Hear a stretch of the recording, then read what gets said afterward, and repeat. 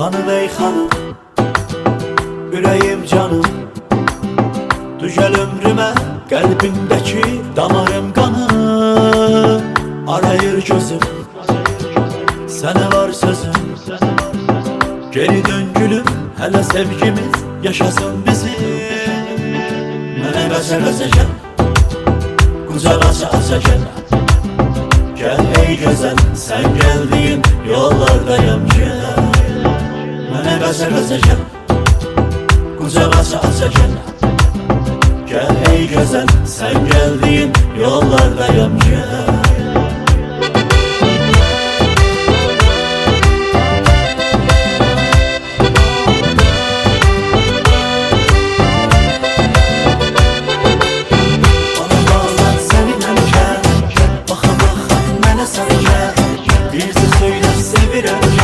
Gel ki sensiz ne haldayım.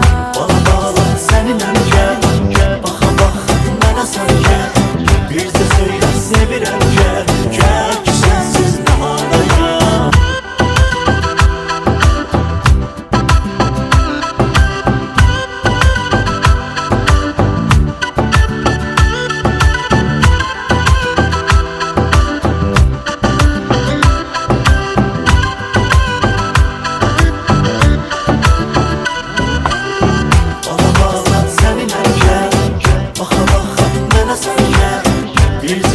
Sevirəm gel, gel ki sensiz ne haldayım.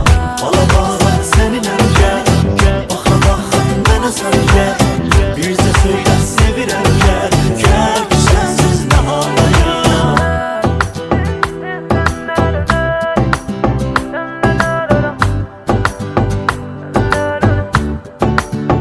Hanım ey hanım, ürəyim canım, düzəl ömrümə, qəlbimdəki damarım qanım.